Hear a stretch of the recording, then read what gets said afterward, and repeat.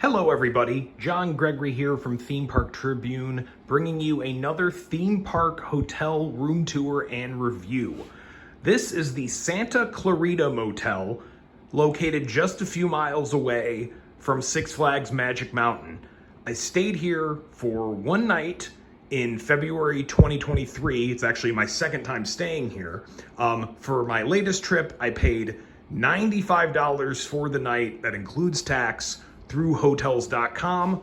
So let me give you a look around the room and show you what I thought about it.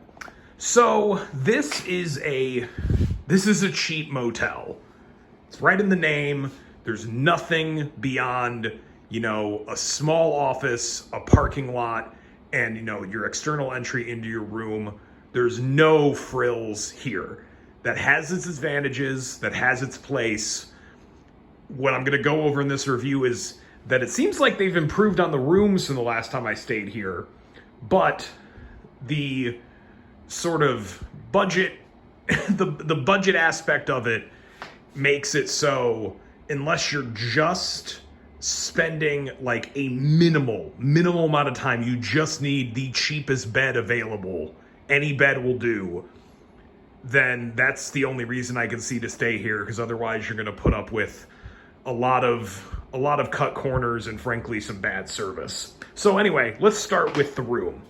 This is really all there is to it. It's about as basic as it gets. They've gotten a remodel since the last time I stayed here in the summer of 2021.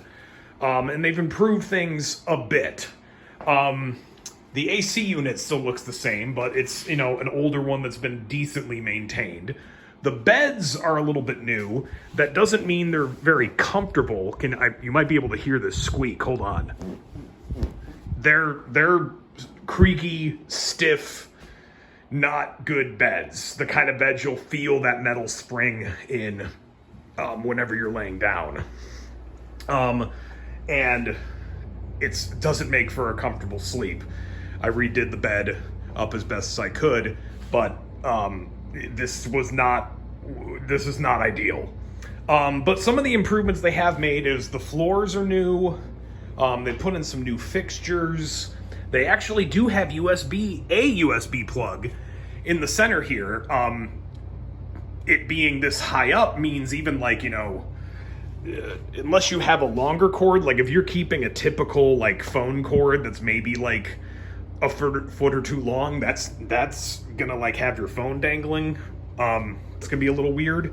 So may have been better if that sort of thing would have been down here, or just have the thing that I've shown at other hotels where they have some sort of power brick access thing up here so you don't have to dig down for outlets. But effort is appreciated. You get a small little desk. This one also has a USB plug at a normal height. That's a little better. Pretty basic TV, some storage if you want to take your clothes out, but I wouldn't recommend staying multiple nights here. So why are you unpacking? A random chair in this corner, a fridge that did they just get this? I don't know what that's about. But it works. You do get a microwave. I actually just noticed it's not plugged in, or yeah, it's back there. I don't know why that's not showing up. Weird. You get your ice bucket, your cups. The closet area is just this open space over here, but you get your essentials. You get one hanger, just one. I guess they're not expecting the suit wearing crowd to come in here, but it's still a closet. And then here's the bathroom. First off, let me try to get another. Is there another light in here? Did I miss one? No, I don't know. There it is. I discovered it. Like Prometheus discovering fire, I discovered the bathroom light too late. It's basic as can be. The water pressure in here sucks. It just sucks. I appreciate that they tried to put in a newer shower head. And this is a much nicer bathroom than the last time I came here, but they didn't do crap on the water pressure, and it just dribbles out of there. So be warned on that. Not the best thing. Otherwise, the touches are pretty well appreciated, and for $95 a night, you're gonna see some corners cut. So, the room totally fine, honestly, in my view. This is actually a holiday that I'm staying here. It's President's Day. So I would have expected pretty high rates up here, staying over a holiday. And $95 is just the first thing I saw. I jumped on it. That included tax. It was refundable up until the day before.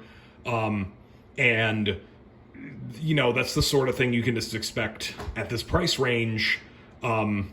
Everything else is like more of like a 3-star hotel. It's going to be, a few $40-50 more, and then even climb higher in a holiday weekend. So not bad for the price range. For the room, the service part was where this hotel goes wrong. And this is something I don't complain a lot about, because a lot of times these hotels, there's no major issues that I see with a lot of the places that I stay. The room might be not very good, but I don't have a problem with the staff or service or things like that. The problem here was just the check-in was super, super late. They actually have a 2 p.m. check-in time here.